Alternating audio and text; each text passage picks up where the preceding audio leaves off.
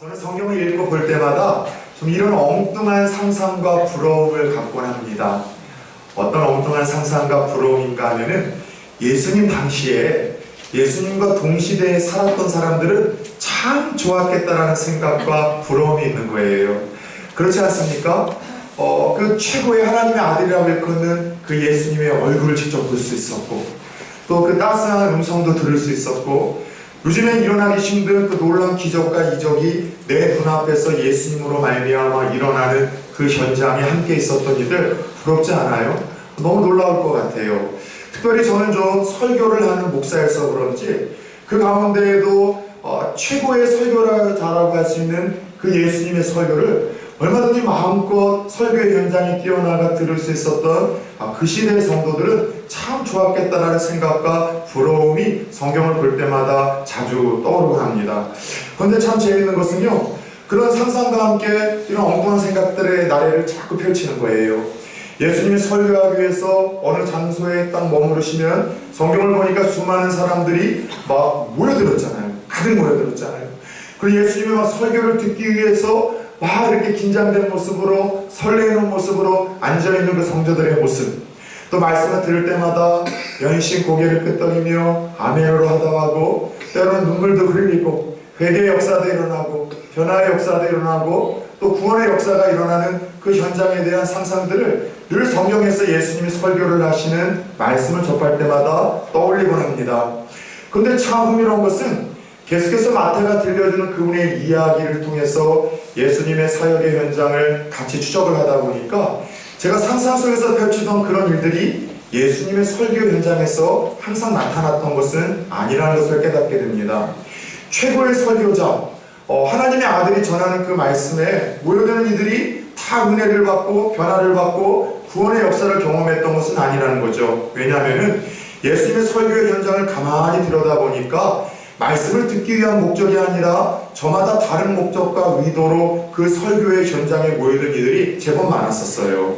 어떤 이들은 예수님 물고기 몇 마리와 또 이 보리떡 몇 개로 5,000명을 먹였다는 이야기를 듣고 만성 배고픔에 시달리던 그 시대에서 야, 저기 가면은 얻어먹을 것이 있겠구나, 밥 굶지는 않겠다라는 생각 속에 그 인간적인 생각으로 설교 현장을 찾은 이도 있었었죠. 혹은 예수님이 손만 대기만 하면은 이 불치병이 치료된다는 이야기를 듣고 평생 지병을 안고 신음하던 이들이 그 예수님으로 말미암아 치료의 역사를 경험했으면 하는 마음으로 설교 현장에 오기도 했습니다. 아니, 어떤 이들은요 아주 불순한 의도와 동기가 있었어요. 바리새인과 서기관들 같은 경우는 예수님의 말씀에서 하나라도 좀 책을 잡아가지고 그거 빌미 삼아가지고 당국에 넘기려고 하는 그런 악한 의도로 설교 현장에 찾아온 이들이 있었다는 것이죠. 그래서인지 오늘 함께 읽었었던 이 본문에서는요, 예수님께서 이와 같은 상황을 안타깝게 여기셔서 어느 날 주어진 설교의 현장에서 우리가 너무나 잘 알고 있는 그 유명한 네 가지 땅에 떨어진 비유, 씨 뿌리는 자의 비유라는 말씀을 이런 의도를 가지고서 들려주시는 겁니다. 저는 모태신앙인데 아주 어려서 들었던 하나님의 말씀은 다 잃어버렸어요. 그런데 참 재밌는 것은 이 네 가지 땅에 떨어진 이 씨 비유는요, 제가 초등학교, 국민학교죠, 2학년, 3학년 때쯤 됐을까? 전도사님이 요만한 두꺼운 도화지에 그림을 그려서 그 나눠 썼던 말씀이 오랜 세월이 지나서도 잊혀지지 않아요. 그만큼 네 가지 땅에 떨어진 씨 비유, 일명 씨 뿌리는 자의 비유는 신앙생활 하신 분들이 많이 들었고 잘 알고 있고 이 말씀을 통해서 도출되어지는 교훈과 가르침도 어느 정도 여러분들 예측이 가능한 말씀이라고 할 수 있습니다.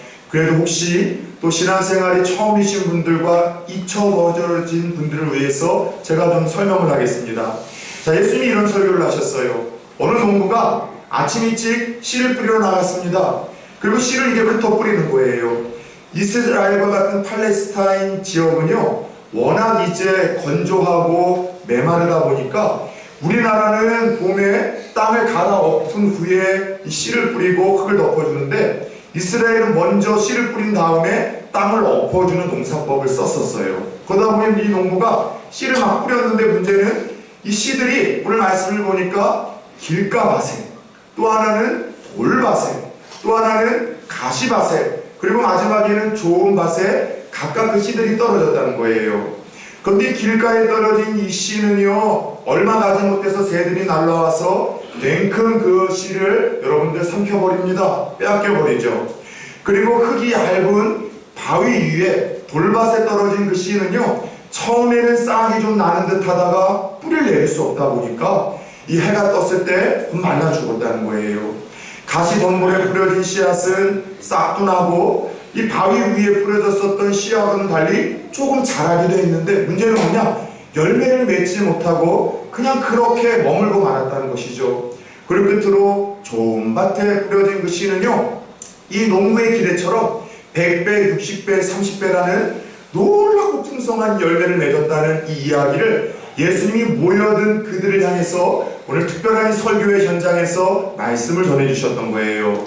그리고 이 설교가 끝난 후에 제자들과 그 비유의 의미가 무엇인지가 궁금하여 따로 몰려든 이들에게 주님은 아주 친절하게도, 오늘 시간상 읽지는 못했지만 이 마태복음 13장 18절에서 23절을 통해 그 뜻과 그 의미와 이 말씀을 전해주신 의도를 아주 친절하게 풀어주십니다. 한마디로 예수님이 주셨던 씨 뿌리는 이 네 가지 밭, 이 비유는요, 오늘날 말씀을 받는 네 종류의 성도들의 유형이 있다는 것을 우리들에게 들려주고 있는 거예요. 자, 첫 번째, 오늘날 교회 안에 말씀을 받고 대하는 성도들 중에는 길가에 떨어진 씨와 같은 유형이 있다는 것이죠. 길가라는 것은 우리나라 밭을 가도 그렇잖아요. 밭과 밭 사이에 밭이랑이라고 하죠. 고랑이라고도 하면서 농부가 지나다니는 길이 있잖아요. 그 길은요, 사람이 자꾸 밟고 오르내리다 보니까는요, 딱딱하게 굳어집니다. 그래서 바로 그 길가를 의미하는데, 딱딱하게 굳어진 그 땅에 씨앗이 뿌려졌으니 땅 속으로 스며들어갈 수가 없는 거예요. 땅 속에 심겨질 수가 없는 겁니다. 그러자 곧 새가 날라와서 냉큼 삼켜버렸는데, 오늘 주님께서는 길가에 이 떨어진 씨를 어떻게 설명을 하셨는가? 이 씨라는 것은 하나님의 생명의 말씀, 복음의 말씀을 뜻합니다. 그런데 이 새라는 것은 우리의 원수 대적, 마귀, 사탄을 의미하는데, 하나님 앞에서 말씀을 받을 때 그 말씀이 우리의 심령에 새겨 들어가기도 전에, 우리의 삶에 어떤 영향을 주기도 전에 사탄이 와서 뺏겨버리는 일들이 종종 교회 안에 있다는 거예요. 여러분, 이것을 통해서 사탄이 오늘날 교회 안에서 말씀 앞에 서 있는 성도들에게 행하고 있는 중요한 방해 역사를 우리는 엿보게 됩니다. 사탄이 하는 가장 중요한 역할이 뭐예요? 말씀이 선포되는 현장에서 그 말씀을 빼앗아가 버리는 거예요. 그 말씀이 성도들의 생각을 지배하지 못하고, 마음에 심겨지지 못하고, 삶의 변화를 주지 못하고, 그 말씀을 통해서 놀라운 하나님의 기적과 능력을 경험하지 못하도록, 말씀이 선포되어지자마자 스며들지 못하도록 냉큼 와서 빼앗아가 버리는 이 가장 중요한 일들을 오늘 사탄이 한다는 것을 주님이 말씀을 하고 있는 거죠.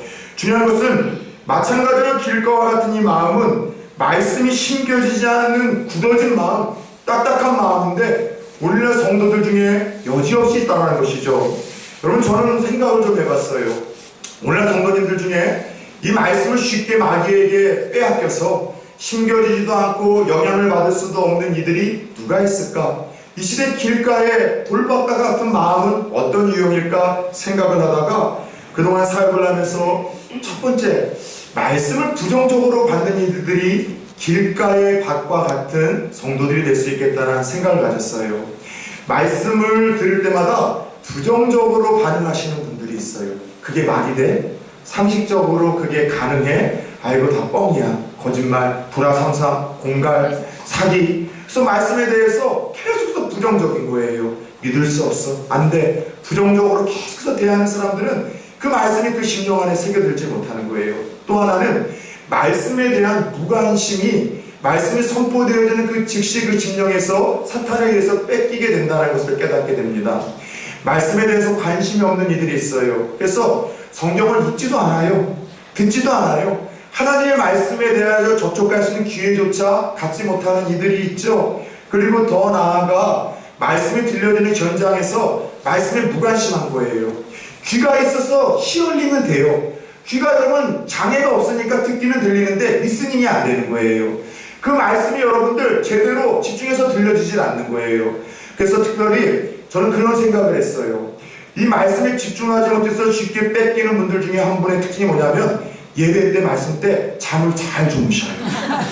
근데 저는 성도님들 중에 피곤할 때마다 잠을 잘 주무시는 거는 저는 목사님도 더 긍정적으로 생각해요. 그래서 부산 초원교회는 기둥이 많다는 것이 참 좋은 게, 목사 보기에 한 주 동안 부끄럽거나 죄송하신 분들, 지난날 너무 늦게까지 일하시느냐고 피곤하신 분들은 저는 하나님의 성전에 와서 푹 주무시다가 가는 것도 또 다른 은혜라고 생각을 합니다. 근데 문제는요, 항상 그런 분들이 평상시에는 말똥말똥하다가 말씀을 전하는 시작과 주무시고 말씀이 끝나면 번쩍 깨우는 일들이 늘상 있는 일들이 있다면, 이거는 마귀로부터 여러분들 말씀을 빼앗기는 주인공이 될 수 있겠다는 생각을 가져요.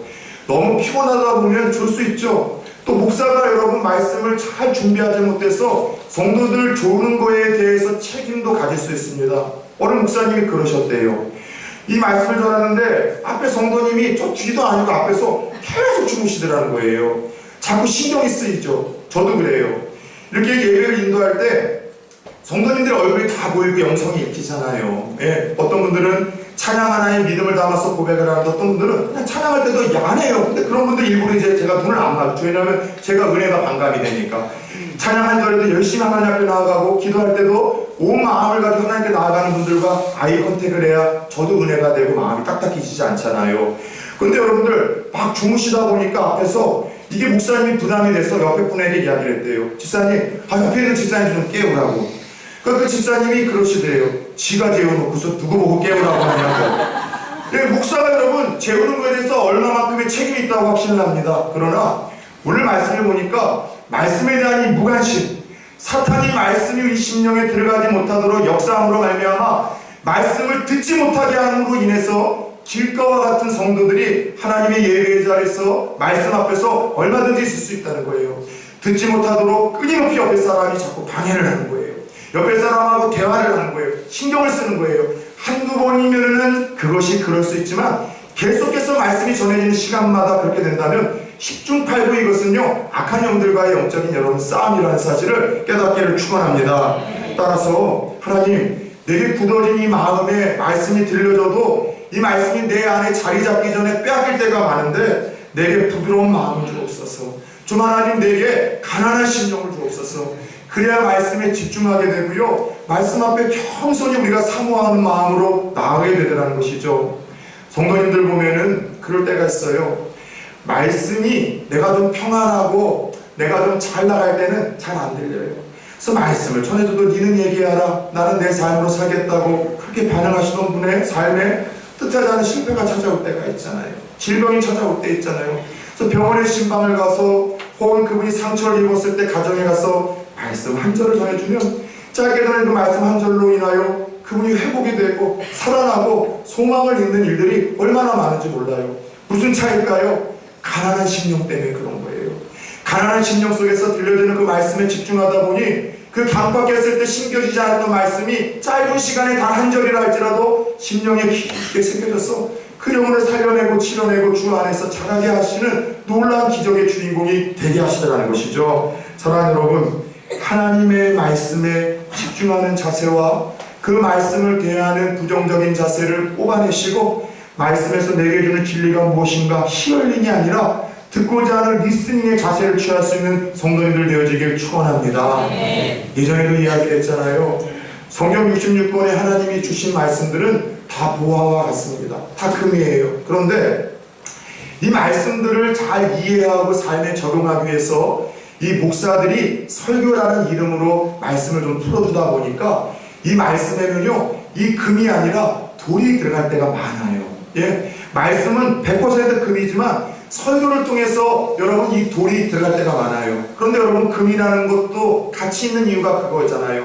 수많은 양의 그 돌 속에 아주 소수의 소량의 그 금을 여러분들 캐기 때문에 가치 있는 것 아닙니까?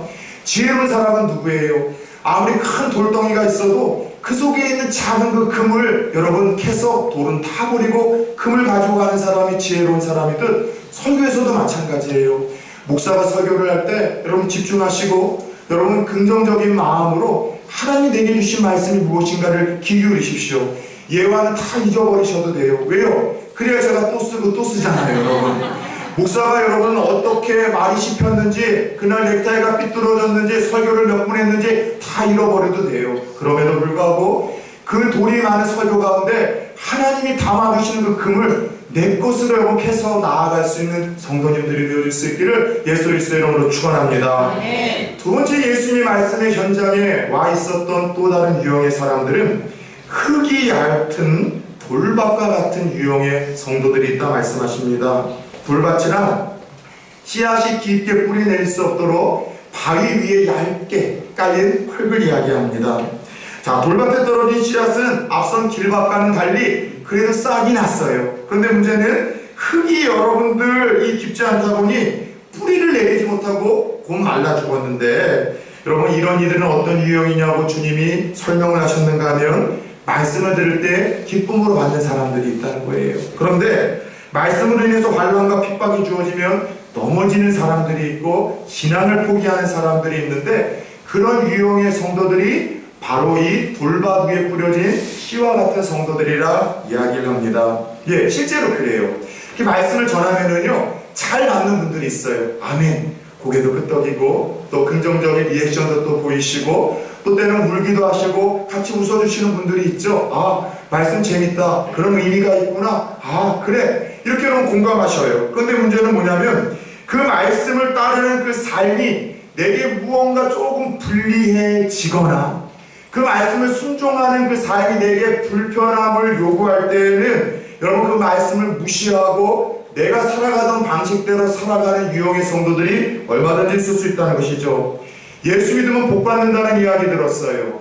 예수 믿으면 모든 것이 다 잘 된다는 이야기를 들었고 그렇게 기대했는데 막상 믿어보니까 실제로 복은 잘 모르겠는 거예요.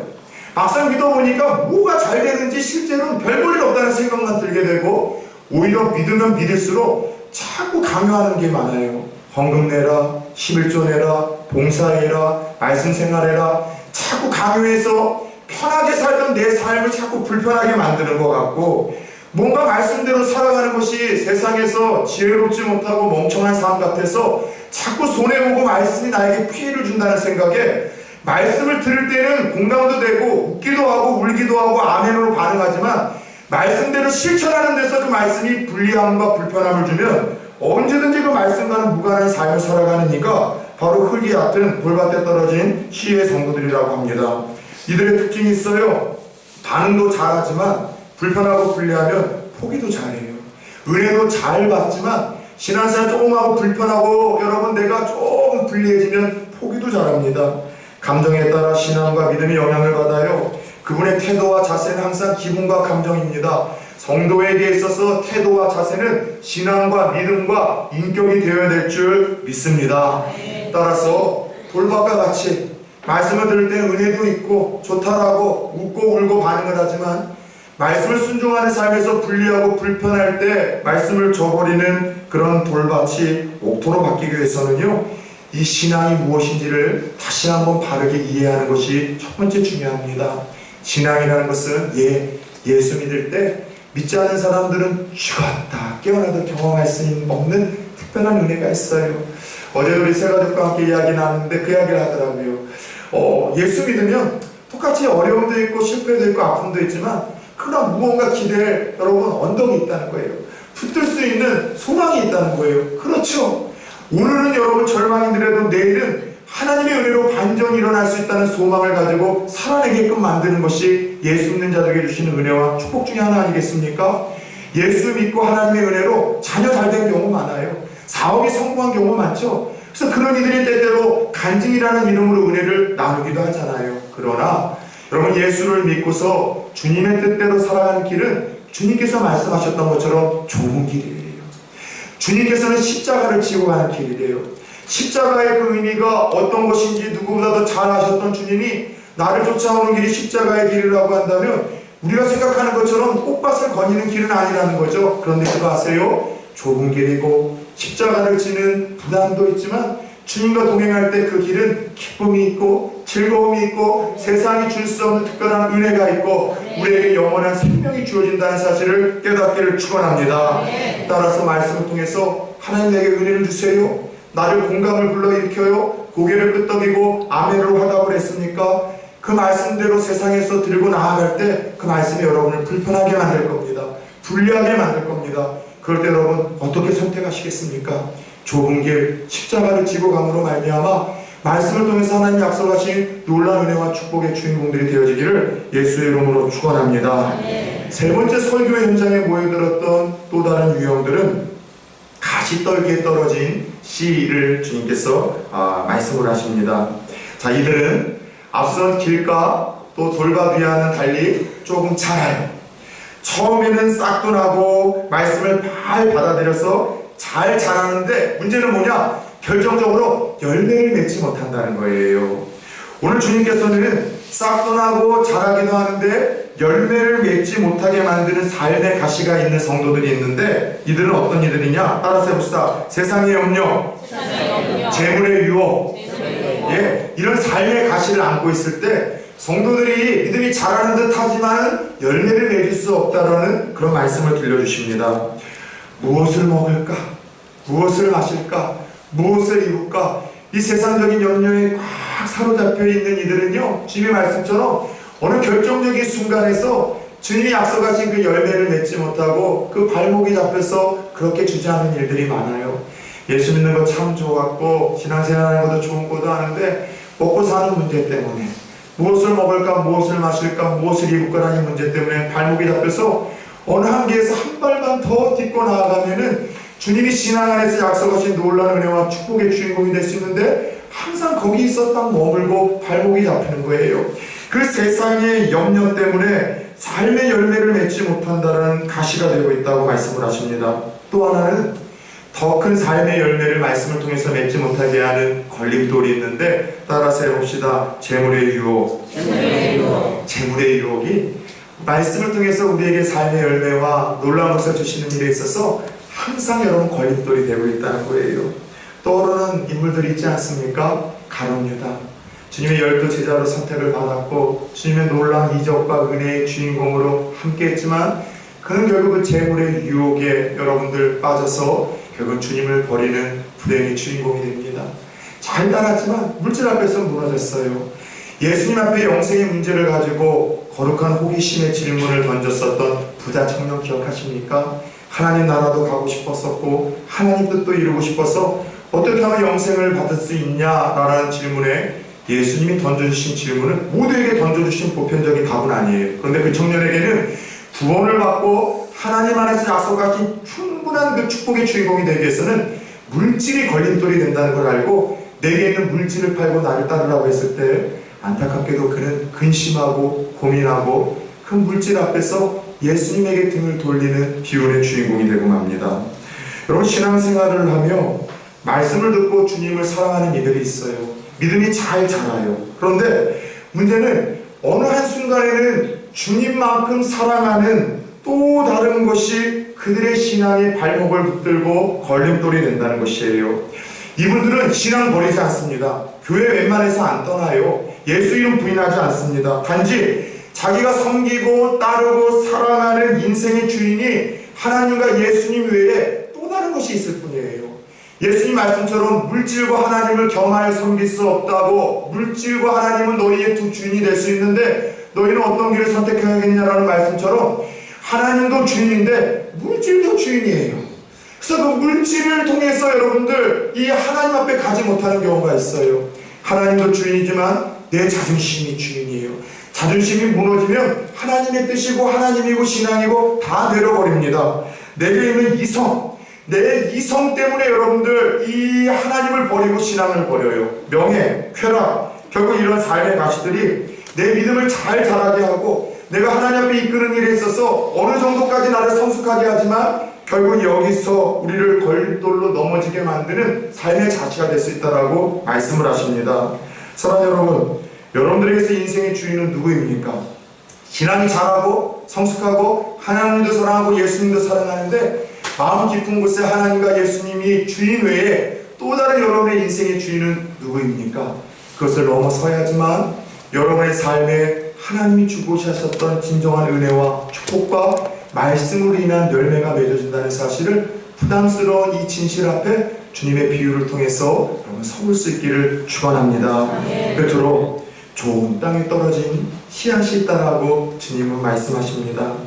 좋은 땅이란 오늘 시간상 읽지 않았지만 마태복음 13장 23절과 동일하게 이 사건과 말씀이 얼마나 중요한지 마태, 마가, 누가가 함께 다루고 있는데, 말씀을 듣고 깨닫고 지키는 자의 마음밭, 따라서 해봅시다. 듣고 깨닫고 지키는 자의 마음밭.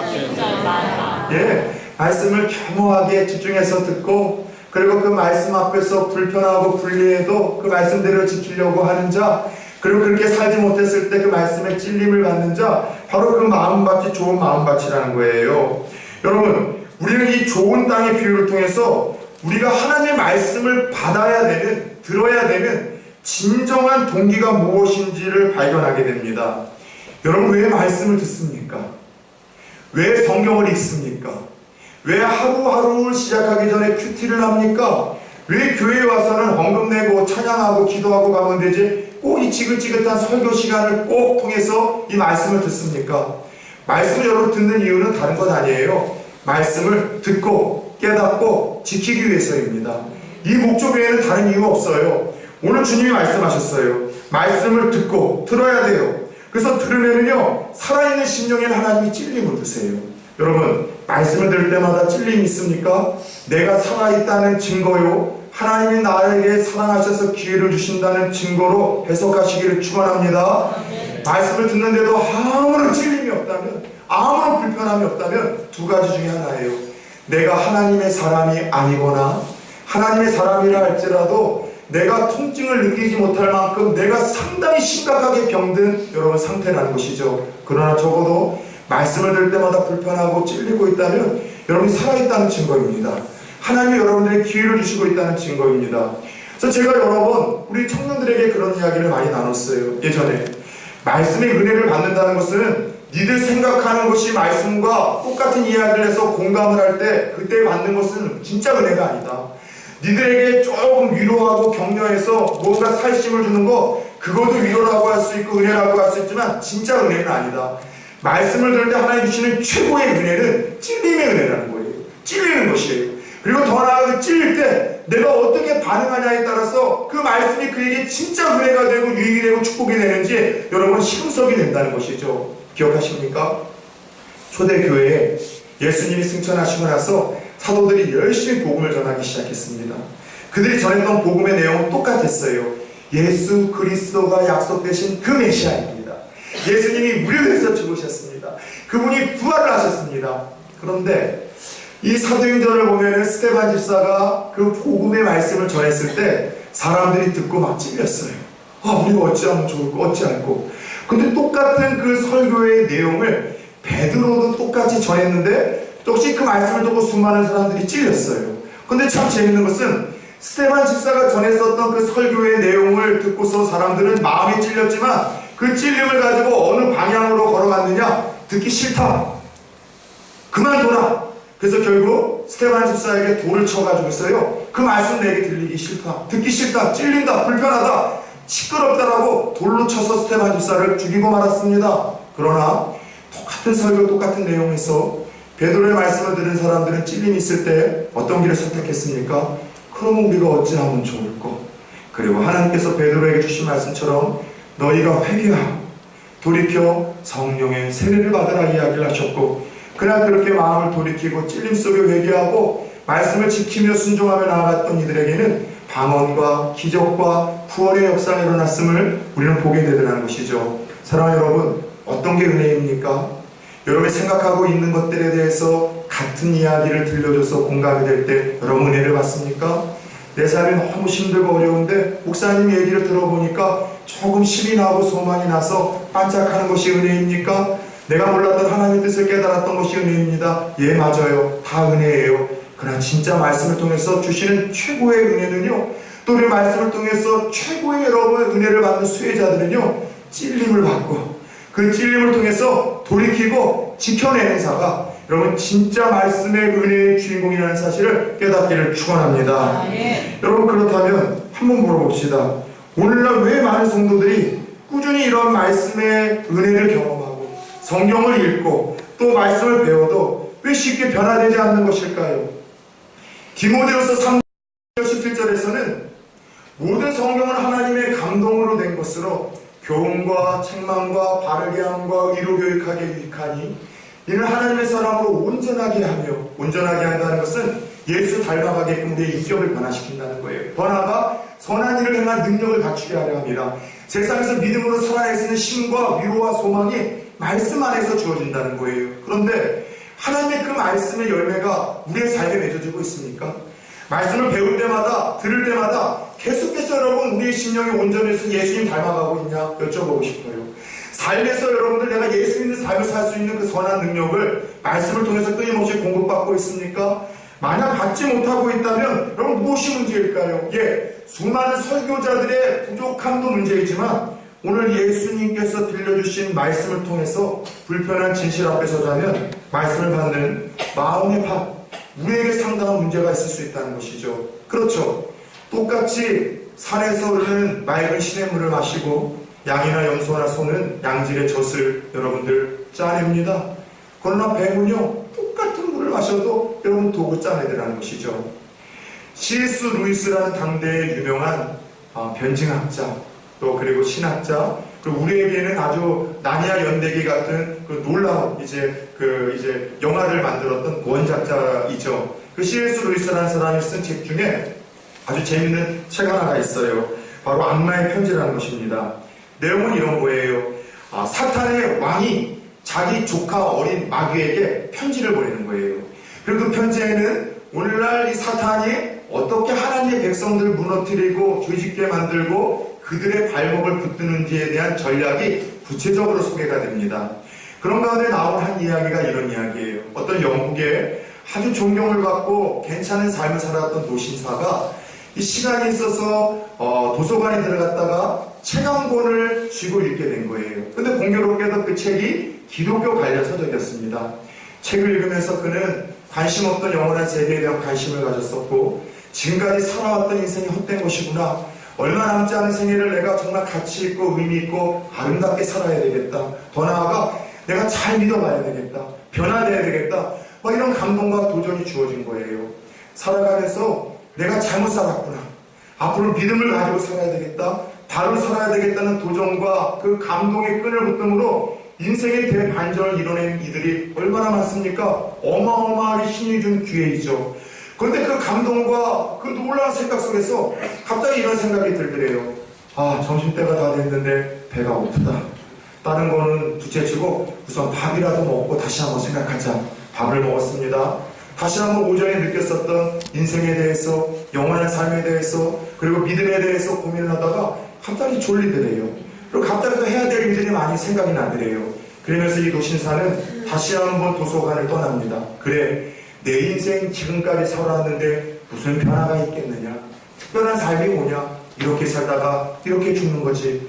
도서관에 와서 그 책을 읽었었던 감동과 은혜가 아무런 일도 없었던 것처럼 그렇게 여러분들 돌아가는 그 노신사 뒤에서 회심의 미소를 짓고 있는 이 마귀의 이야기가 있습니다. 저는 오늘날 우리가 영의 눈이 어두워서 볼 수 없을 뿐 똑같은 일들이 한국 교회 안에 얼마든지 벌어질 수 있고 재현된다라고 생각을 합니다. 말씀을 듣고 어떤 말씀은 깨달아져서 아멘으로 화답이 됩니다. 웃을 수도 있죠. 또 내게 주시는 찔림 때문에 감동을 받고 결단도 합니다. 그러나 순간 오늘 목사님 설교는 왜 이렇게 길지? 넥타이 색깔은 왜 저 모양이지? 아이고 목사님 왜 오늘 표현을 저렇게 하시지? 아이고 예화는 왜 저런 예화일까? 아이고 앞에 앉은 저 집사님 머리를 왜 오늘 좁다리를 하고 오셨을까? 수많은 생각 속에 말씀을 통해서 내게 주셨던 은혜와 감동과 도전을 다 읽고 밥 먹고 교제하고 이야기를 합니다. 교회를 떠날 때쯤에는 교회에 오기 전에 마치 아무런 일도 없었던 것처럼 똑같이 말씀에 대한 아무런 자극도 변화도 없이 세상을 향해서 떠나는 성도들, 그리고 그들의 뒷모습을 보며 교회 앞에서 미소를 짓고 있는 악한 영들이 지금도 이 시대에도 얼마든지 재현될 수 있지는 않겠냐는 것이죠. 여러분들은 오늘 예수님께서 주셨던 이 4명의 말씀 앞에 서는 이 유형 중에 어떤 유형들이십니까? 여러분들은 오늘 4가지 땅에 떨어진 CBU를 통해서 어떤 여러분 마음밭에 속하고 어떤 자세로 말씀을 받고 있는가 여쭤보고 싶어요. 목사가 되고 나서 가장 힘든 거는 2가지입니다. 새벽에 일어나는 거는 늘 적응이 안 돼요. 힘들어요. 또 하나는 가장 영광스럽기도 하지만 부담스러운 일은 설교하는 일이에요. 자주 얘기를 했잖아요. 이전 제 사랑하는 존경하는 담임 목사님이 저희 젊은 목사들 앉혀놓고 우스갯소리로 그 이야기 많이 하셨어요.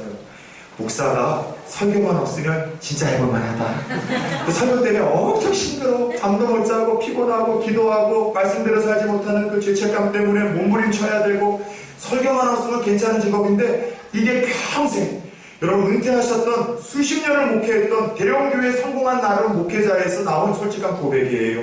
역시 설교에 대한 부담은 늘 커요. 그러다 보니 설교자라서 제일 괴로울 때가 언제인 줄 아세요?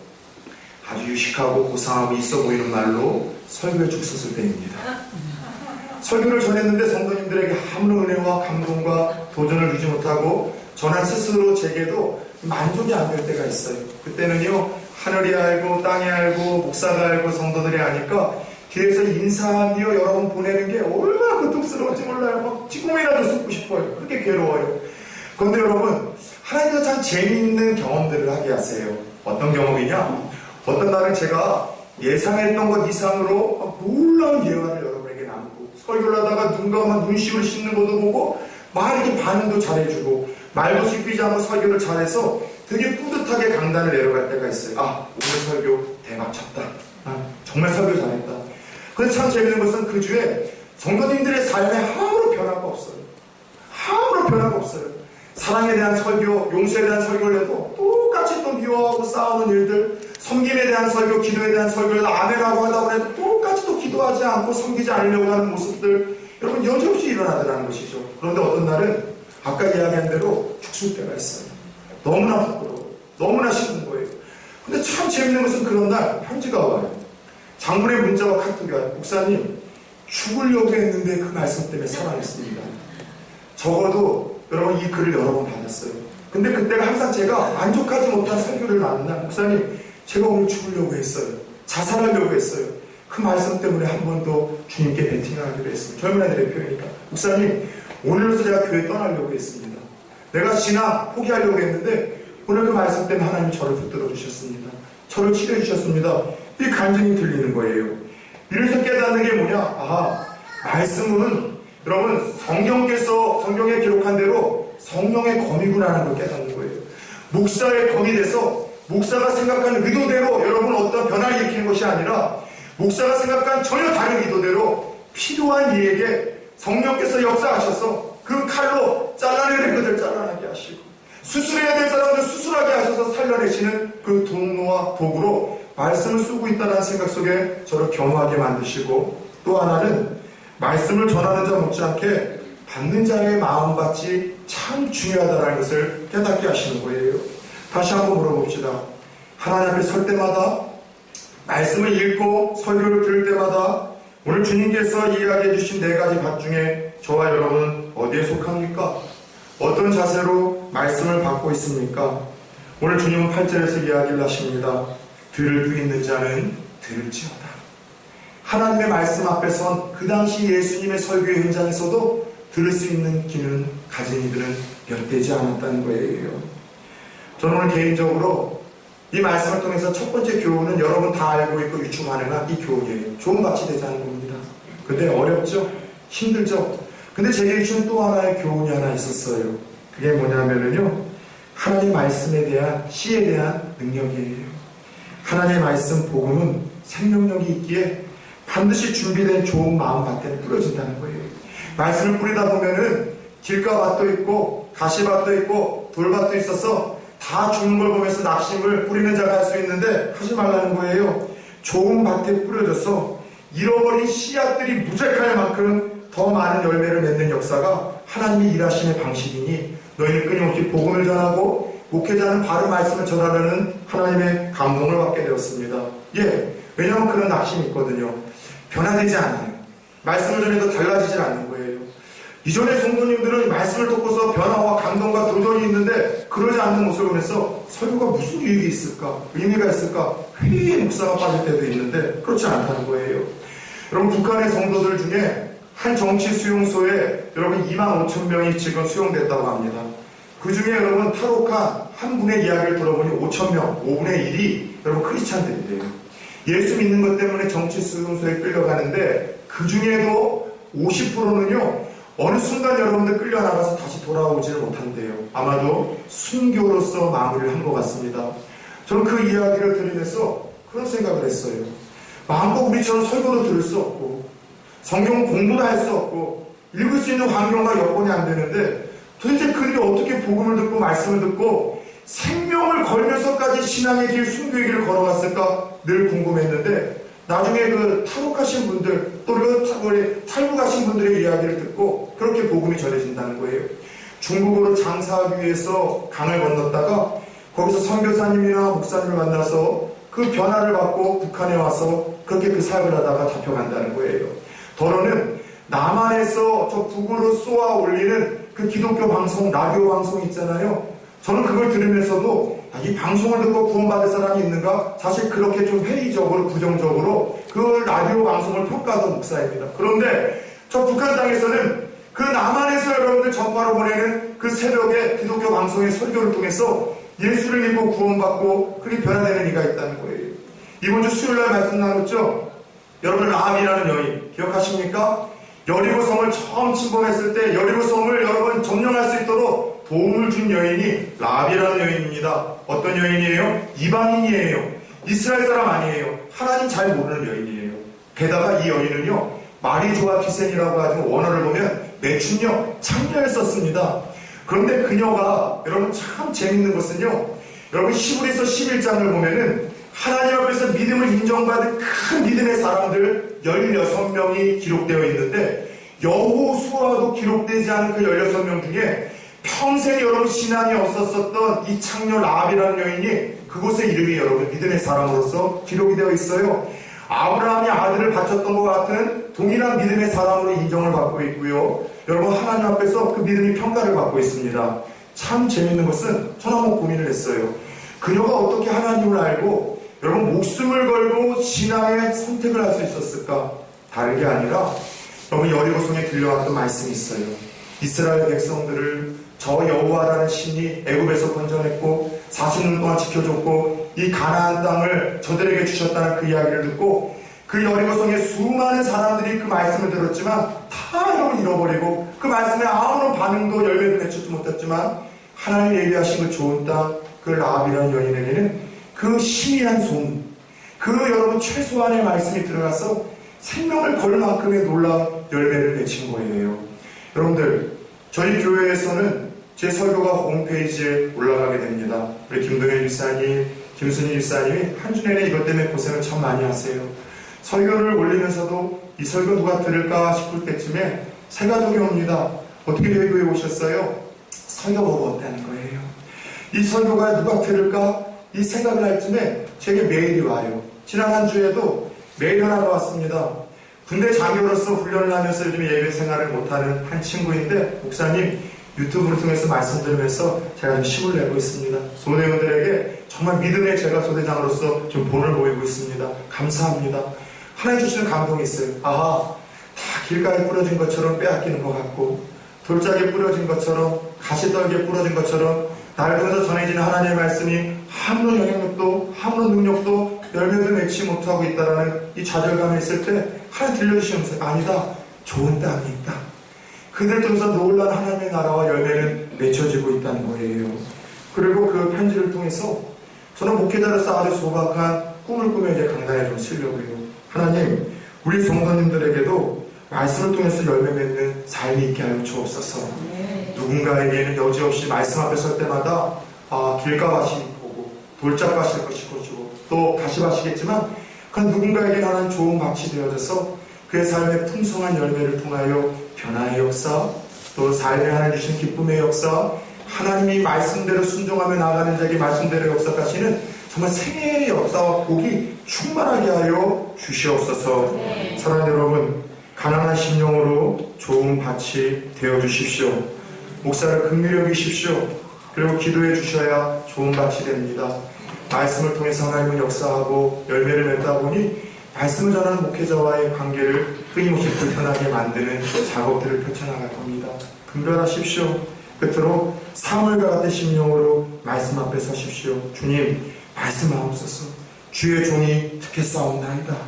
말씀 한 절로 나를 찔리게 하시고, 겸손하게 받겠으니 말씀 한 절로 내게 갈 길을 보이시고, 겸손하게 하고 말씀을 받겠으니 말씀 한 줄 주셔서 내가 회개하고 말씀 붙들고 나아갈 때 약속대로 나를 바르게 하시고 온전케 하시고 선한 일을 행할 능력을 주시고 말씀 통해서 놀라운 축복을 주시는 그 주인공으로 나를 삼아 주옵소서. 저와 여러분의 기도 제목이 될 수 있기를, 말씀 앞에서는 성숙한 자세가 될 수 있기를 예수 그리스도의 이름으로 축원합니다.